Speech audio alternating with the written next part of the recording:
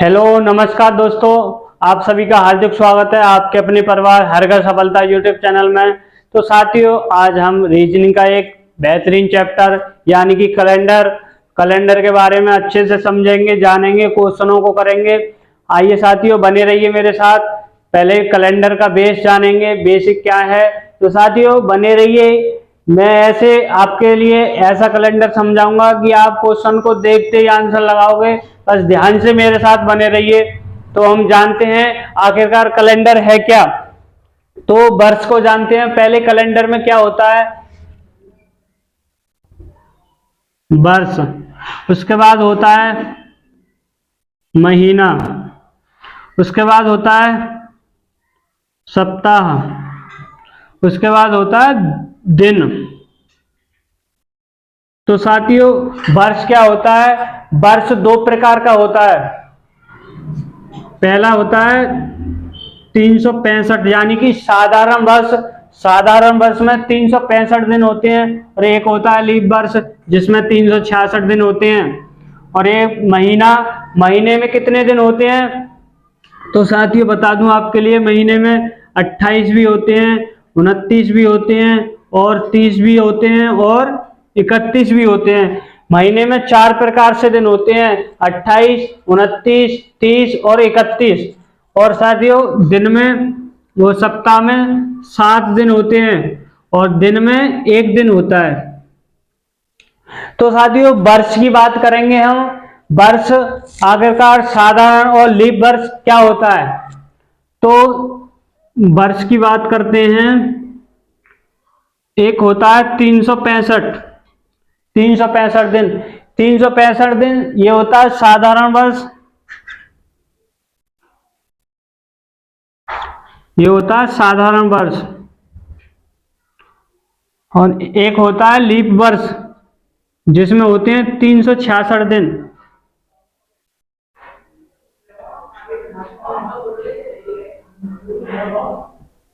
साथ ही इसको अधिवर्ष भी कहते हैं।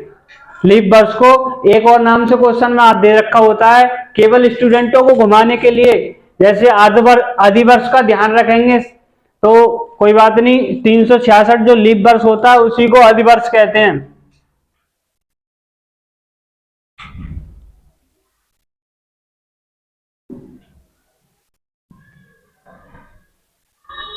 इसको अर्धवर्ष भी कहते हैं। तो साथियों हम जानेंगे क्वेश्चनों के माध्यम से कि आखिरकार लीप वर्ष होता क्या है। तो लीप वर्ष, जैसे क्वेश्चन दे रखा है, निम्न में से लीप वर्ष क्या कौन सा है। तो लीप वर्ष वह होता है जैसे जिस भी वर्ष के लास्ट 2 डिजिट में से, यानी कि 2 अंक में 4 का पूर्ण रूप से भाग चला जाए। जैसे कि मान लो एग्जाम्पल के तौर पे 2028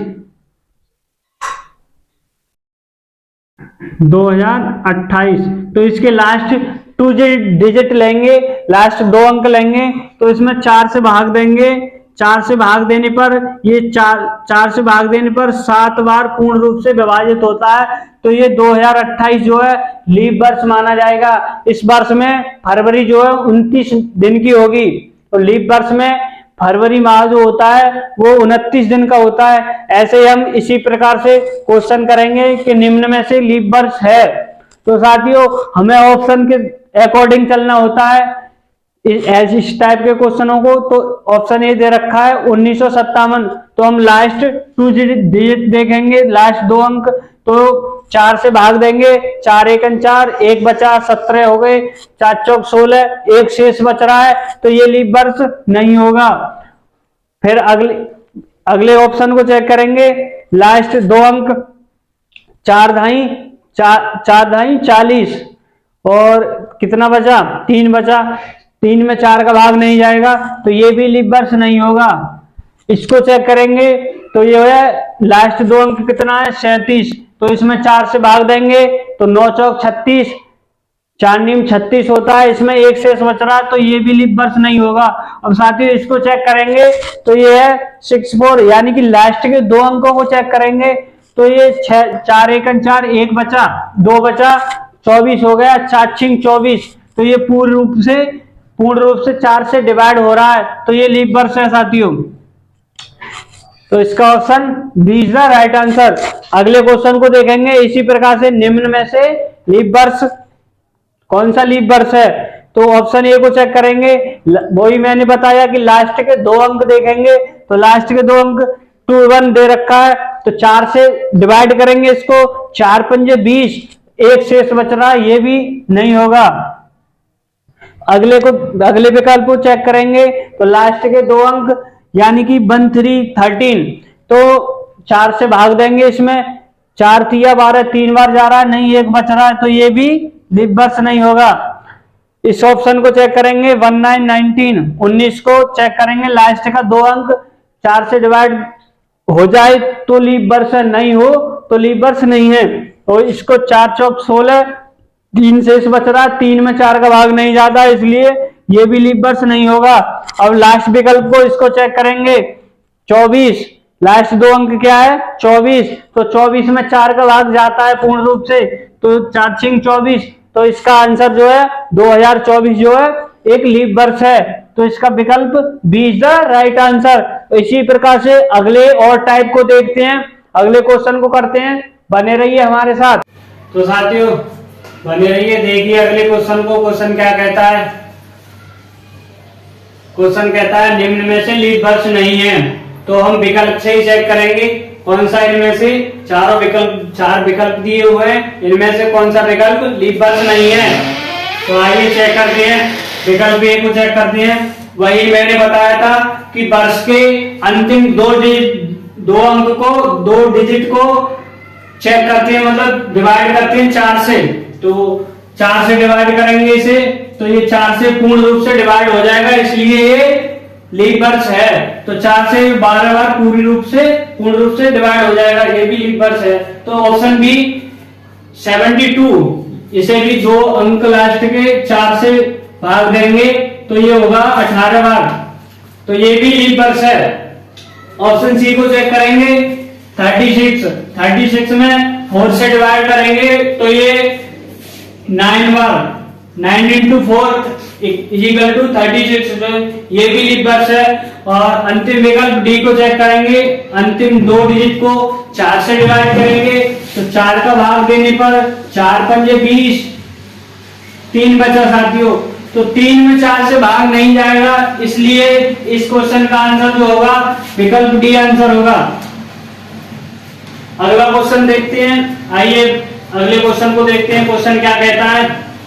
क्वेश्चन कह रहा है निम्न में से लीप वर्ष नहीं है, तो साथियों देखते हैं। तो इसमें एक नया फंडा लगने वाला है, नया तरीका लगेगा, उसको समझिए अच्छे से, बाकी आपको पेन चलाने की जरूरत नहीं होगी, माइंड कैलकुलेशन करके ही आप देखते ही आंसर लगाओगे, बस मेरी वीडियो ध्यान से देखते रहिए।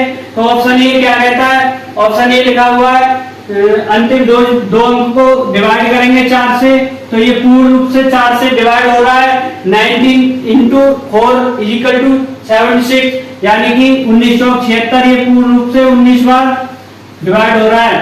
इसको चेक करेंगे विकल्प बी को 40 में 4 से भाग देंगे तो 10 बार पूर्ण रूप से कट जाएगा, इसलिए ये भी लीप वर्ष है। 2000 साथियों ये एक नया तरीका है, यहाँ नया तरीका लगने वाला है। तो यहाँ क्या है, ये शताब्दी वर्ष आ गया, 2000 जो एक शताब्दी वर्ष है। तो मैं बता दूं साथियों, शताब्दी वर्ष लिया हुआ हो तो उसमें लीप वर्ष कैसे चेक करेंगे, या वो लीप वर्ष है या नहीं। तो उसमें 400 से डिवाइड करते हैं, यदि कोई शताब्दी वर्ष लिया हुआ है तो उसको 400 से डिवाइड यदि पूर्ण रूप से हो रहा है तो वो लीप वर्ष माना जाएगा। अब इसको 2000 को 400 से पूर्ण रूप से डिवाइड करेंगे, 2 0 से 2 0, ये 4 से 5 बार, जी साथियों ये 2000 जो है लीप वर्ष है, क्योंकि 400 से ये पूर्ण रूप से डिवाइड हो रहा है। विकल्प डी को चेक करेंगे, ये भी शताब्दी वर्ष है, 1900 जो है शताब्दी वर्ष है, इसमें ही वही घंटा लगाएंगे। मैंने बताया कि कोई शताब्दी वर्ष दिया हुआ है तो उसमें 400 से यदि पूर्ण रूप से वो शताब्दी वर्ष 400 से पूर्ण रूप से डिवाइड हो रहा है तो वो लीप वर्ष है। तो आइए इसको भी चेक करते हैं। ये 4 2 जीरो, तो जो 2 जीरो 19 में यदि 4 का भाग देंगे तो 4 चौक 16, 3 शेष बचेगा, पूर्ण रूप से नहीं डिवाइड हो रहा है, इसलिए क्वेश्चन का आंसर विकल्प डी, विकल्प D is the right answer.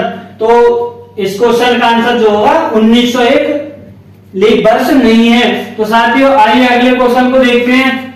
Question क्या कहता है, ध्यान से देखिएगा दोस्तों।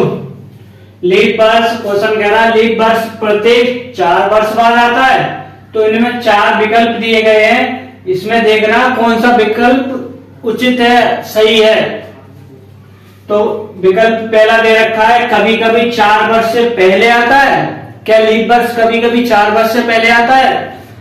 ऑप्शन बी दे रखा है निश्चित रूप से 4 वर्ष बाद आता है। क्या ये निश्चित है कि 4 वर्ष बाद ही आया जाएगा? विकल्प सी दे रखा है कभी कभी 4 वर्ष से अधिक समय बाद भी आता है। कभी कभी 4 वर्ष से अधिक समय बाद भी आता है। विकल्प डी दे रखा है कि कोई कथन उचित नहीं है, इनमें से कोई कथन उचित नहीं है। तो ये क्वेश्चन साथियों यूपीएसआई 2021 में आ चुका है। ये क्वेश्चन जो है यूपीएसआई 2021 में आ चुका है। तो क्या है कि मान लो कोई वर्ष है, ये माना हमने 1996 और ये 1997, 1998 नहीं, ये माना हमने 1896, 1996, 1896, 1897,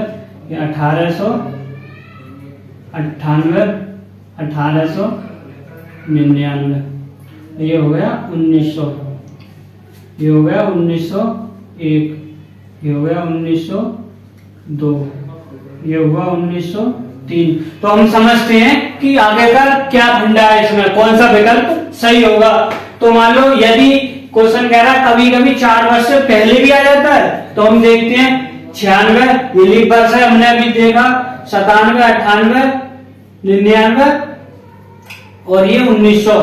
तो साथियों ये तो लीप वर्ष है नहीं, ये तो लीप वर्ष नहीं है। तो इसमें क्या है, ये निश्चित रूप से ये फिक्स नहीं है कि 4 वर्ष बाद लीप वर्ष आ ही नहीं जाए, इसलिए 1901, 1902, 1903 और ये है 1904। तो ये कितनी वर्ष बाद आएगा?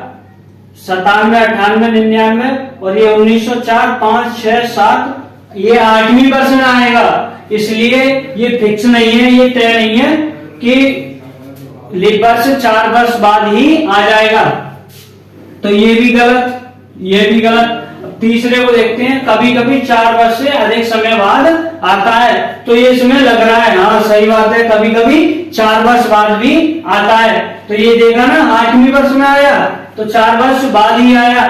तो ये option C is the right answer. इस क्वेश्चन का जो आंसर होगा विकल्प सी राइट आंसर होगा। तो बने रहिए, अगले क्वेश्चन को देखते हैं साथियों। तो साथियों करते हैं अगले क्वेश्चन को, ध्यान से देखिएगा, अच्छे से समझते हैं कि क्वेश्चन क्या कहता है। तो क्वेश्चन कह रहा है 100 वर्ष में कितने लीप वर्ष होंगे? 100 वर्ष में कितने लीप वर्ष होंगे? अब हमने जाना है कि कोई मतलब वर्ष है, उसको 4 से डिवाइड करने के बाद लीप वर्ष निकल आते हैं। अब तो स्टूडेंट क्या करते हैं साथियों, 100 देखा और 100 को 4 से डिवाइड किया, 25 आया।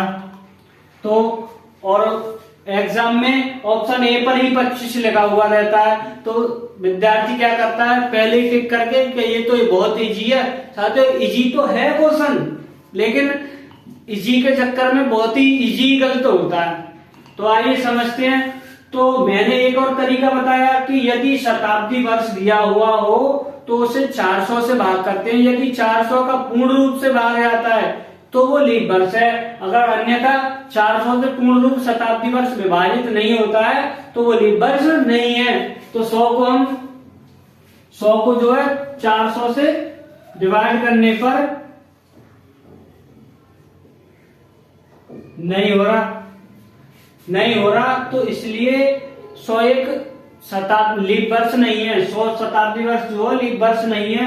इसलिए 4 से तो भाग देंगे, 25 बार गया, लेकिन 100वां जो साल है वो लीप वर्ष नहीं है, इसलिए 25 में से 1 घटा देंगे, इसलिए 24 इसका राइट आंसर होगा।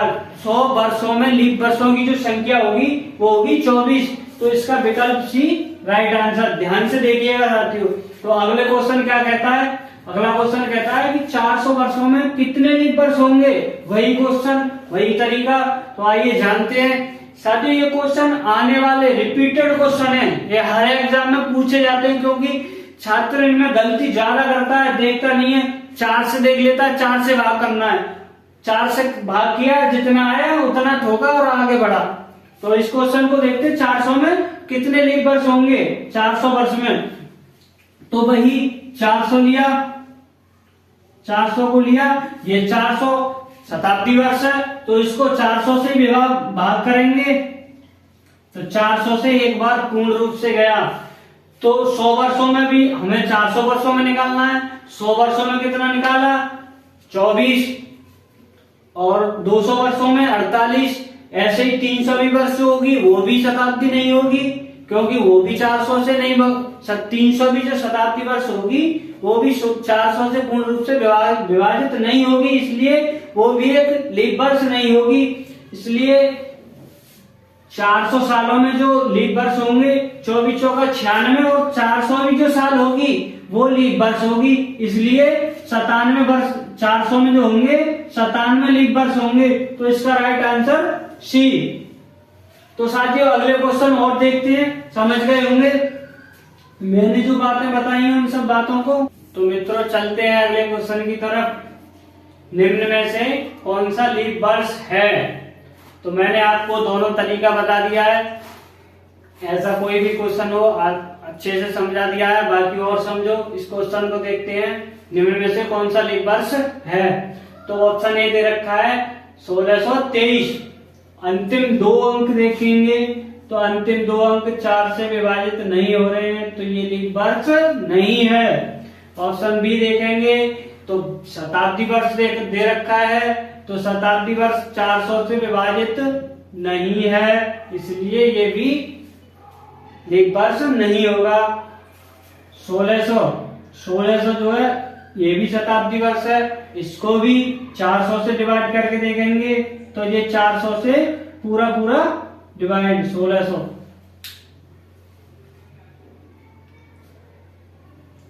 तो ये 400 से पूरा डिवाइड।